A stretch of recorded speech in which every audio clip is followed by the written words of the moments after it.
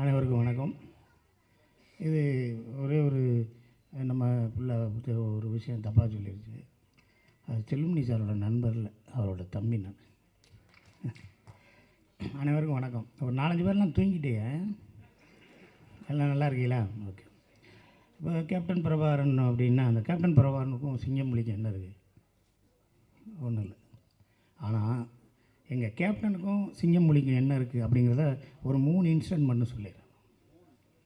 இந்த படம் RK Chellumani sir அது ராஜ் அந்த ஷோலே படத்துக்கு அப்புறம் மிகப்பெரிய படம். அதை நான் வந்து ஓசியில் பார்க்கணும்னு சொல்லி சேம்பரில் போய் உட்காந்து அடி வாங்கி வெளியே வந்தது. அதெல்லாம் எடுத்த கதை விட்டுருங்க. அவர் செல்லுமணி சாரோட தம்பி ராஜா என்னோடய க்ளோஸ் ஃப்ரெண்டு. அவங்க அண்ணன் என்ன செய்கிறாரு, எப்படி பேசுகிறாருன்னு பொழுதுனையும் கேட்டுக்கிட்டே இருப்பேன். சும்மா சொன்னேன்ட்டே இருப்பார். நான் வந்து உதவி இயக்குனராக இருக்கும் பொழுது,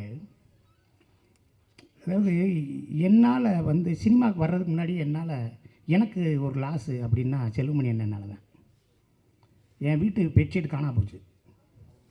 எங்கன்னா எங்கள் ஊர் பெரியவளம் பக்கத்தில் கும்பக்கரையில் ஆட்டமா தேரோட்டமா சாங்கு நைட் எஃபெக்ட் 3 மணி 4 மணிக்கு தான் சாங் முடியுது. அந்த சாங்கை பார்க்கணும்னா அந்த ஃபால்ஸுக்கு போனோம்னா ஒரு ஷாட் எடுப்பாங்க, அதுக்கப்புறம் பிரேக் விட்டுருவாங்க. நான் அந்த பாறையில் போய் பெட்ஷீட்டை வச்சு பொத்தி படுத்துட்டேன். அப்புறம் திருப்பி ஆட்டமானது இங்கேயே ஓடுறாங்கடான்னு ஓடினேன். திருப்பி வந்து பார்த்தேன் பெட்ஷீட்டை காணோம். அதுக்கப்புறம் சைக்கிள் பஞ்சரு. திருப்பி ஒரு வாரம் கழித்து சாங்கெல்லாம் முடிஞ்சிருச்சுன்னாங்க. அங்கிட்டு ஆண்டிப்பட்டி பக்கத்தில் ஏதோ ட்ரெயின் ஃபைட் எடுக்கிறேன் நாங்கள். எங்கள் அம்மா சொல்லிச்சு அங்கேயும் பெட்ஷீட் எட்டு போனேன்னா விளக்கமத்து பண்ணி சாத்தி போடுங்க. அப்புறம் இங்கே சினிமாவுக்கு வந்து அசிஸ்டன்ட் டைரக்டர் அந்த படம் ரிலீஸ் ஆகும்போது போய் பார்க்க முடியல. எங்கள் கேப்டன் இருந்ததுனால தான் நான் அசிஸ்டன்ட் டைரக்டராக இருந்தேன். ஏன்னா அவர் இருந்த ஆஃபீஸில் நான் சோறு சாப்பிட்டதுனால தான் எங்கள் சொந்தக்காரனே சொல்லிட்டு போயிட்டேன், இனிமேல் நீ சென்னையை விட்டு வரவே மாட்டேன், உனக்கு சோறு போடுறதுக்கு ஒரு ஆள் இருக்கார், நீ அங்கே சாப்பிட்டு நல்லா இருக்கும். அதை எங்கள் கேப்டனை வச்சுக்கிட்டு ரேணி உண்டா படத்தில் நான் தான் ஆடியோ ஃபங்க்ஷனில் நான் தான் ஆங்கராக நான் பேசினேன். அந்த பேசி முடித்ததுக்கப்புறம் எங்கள் நிக்கால்ஸ் ப்ரொடியூசர் என்னை தாஜ் கன்னிமராக சாப்பிட போயிட்டார்.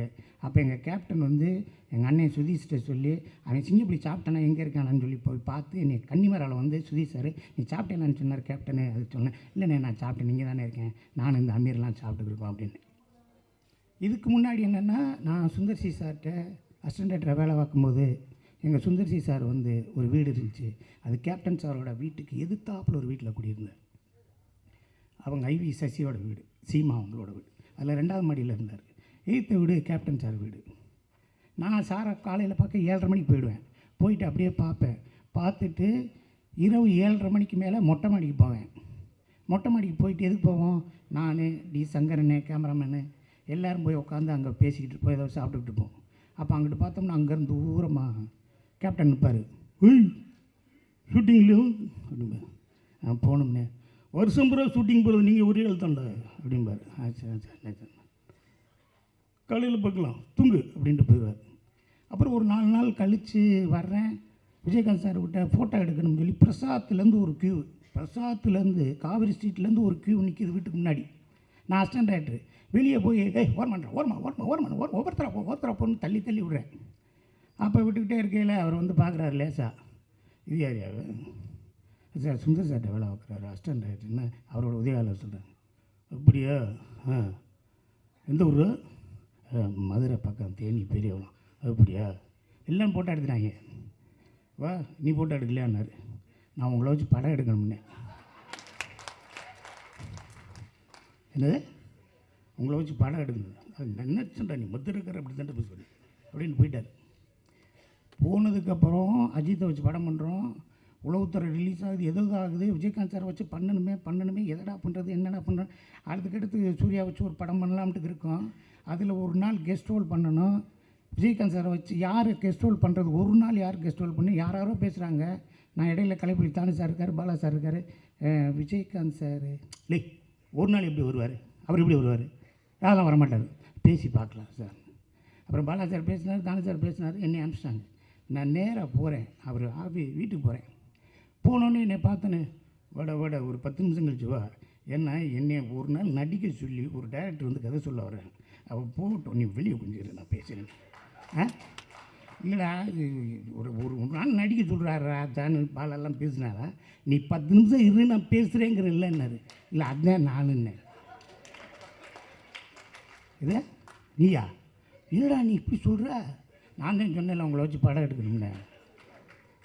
இல்லை நான் அடிக்க மாட்டேன்டா ஒரு நாள். நான் எப்படி இல்லை நீ அடித்தேன்னா நான் அத்தனை பேர்த்து அடிக்கணும். அதெல்லாம் அடிக்கணும். அவ்வளோ நீ அடிக்கலைன்னா எப்படி படம் ஒன்றுப்பா? சூர்யா நானுமா அப்படியா? சூர்யா நடிக்குதா? வரேன்டா போடான்ட்டு. ஒரு 10 நாள் கழித்து டேட்டு கொடுக்குறாரு. ஃபிலிம் இன்ஸ்டியூட்டுக்கு போகிறேன். அவர் நடிச்சுக்கிட்டு இருக்காரு. சார் என்கிட்ட நான் மேனேஜர் போயிட்டா நான் வந்துட்டேன், போய் சொல்லுங்கள் டேரக்டர்லாம் வந்துட்டோம், கேமராமேன் ரத்தன வெள்ளம் வந்துட்டோம், உள்ளே போங்கன்னு. உள்ளே போனேன் சார் யூனிட்டே வந்திருக்குன்னு. அவனை போன முடியும். உன்னை யார் யூனிட்டை கூப்பிட்டு வர சொன்னது?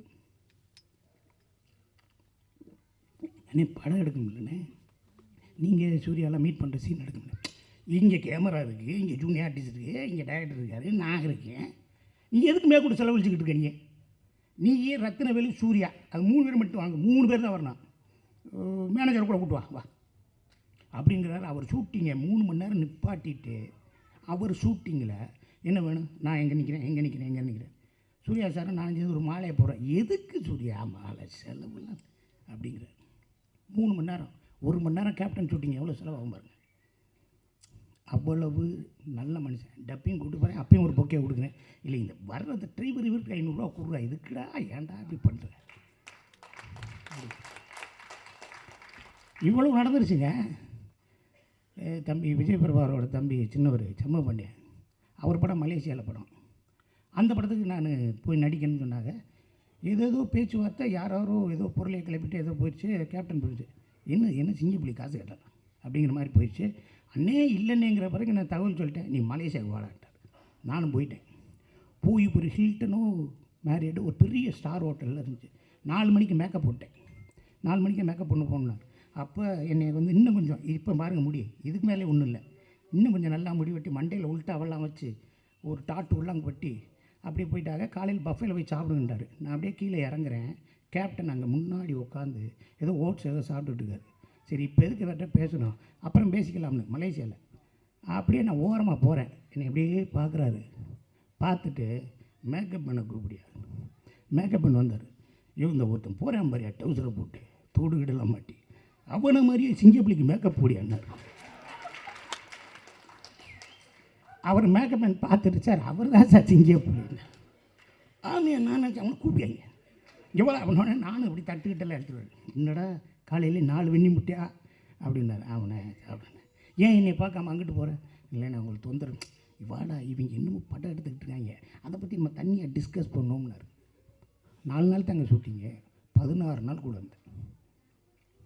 என் கூடயே இருப்பார். அப்படி நடந்து போகும்போது என் தோள்பட்டிலே கை வச்சுருப்பார். ஏன்டா சிங்க அப்படின்னு பேர் வச்சாங்க, நீ ஏன்டா அண்ணனுக்கு இன்னும் கதை ஒன்றும் இல்லை, நீ என்னடா செய்கிற, சரி இந்த சீனை எப்படா எடுக்கலாம், ஆனால் நீங்கள் அந்த ரைஸ் மில் நான் பழைய கதையை கேட்பேன், உன்னை கொன்றுவேன், என்னை பேச வச்சுக்கிட்டே இருக்காது, பேசாமல் இருப்பார். ஆனால் என் கூடவே இருப்பார். அந்த ஒரு நல்ல மனிதர், மிகப்பெரிய மனிதர். நான் பேசிக்கிட்டே இருந்தேன், 10 புத்தகம் எழுதுவேன் எங்கள் அண்ணனை பற்றி. எங்கள் அண்ணன் கேப்டன் பெறுவார். கேப்டன் பேர் கொடுத்த எங்கள் அண்ணன் செல்வமணியன் எனக்கு வாழ்த்துக்களை சொல்லிக்கிறேன். அவர் புகழ் என்றைக்கு இருக்கட்டும். சில பேர் இது அதாவது பூவில் ஒரு பூ இருக்குல்ல, பூவில் ஒரு பூக்குள்ளே தேன் இருக்கும்பா.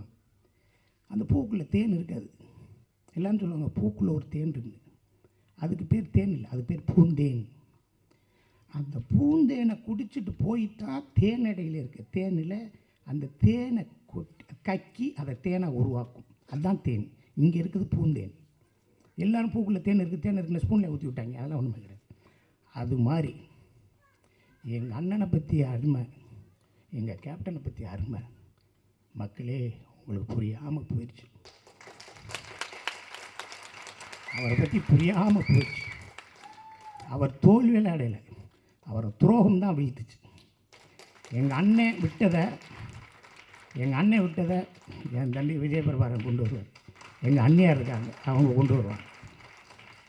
நீங்கள் நல்லபடியாக இருக்கணும். சினிமாவுக்கு செஞ்ச போல் இன்னும் மக்களுக்கு செய்யணும்னு நினைக்கிறீங்க. விருதுநர் கைவிட்டாலும் நீ உங்களை எதுவுமே கைவிடாது, கவலைப்படாமல் இருங்க. அனைவருக்கும் வாழ்த்துக்கள். கேப்டன் பிரபாகரன் ஓட போகுதுன்னு எல்லாரும் சொல்லிட்டாங்க. எல்லோரும் பார்க்கத்தான் போகிறோம். என்னுடைய 200 ரூபா பாக்கெட்டில் இருக்குது, என் குழந்தைகிட்ட இருக்குது, என் மனைவிட்ட இருக்க. என்னுடைய 1200 ரூபா படம் வர்ற ரிலீஸ் அன்றைக்கி எங்கள் அண்ணன் படத்துக்கு இருக்கும். நன்றி நன்றி நன்றி, வாழ்த்துக்கள்.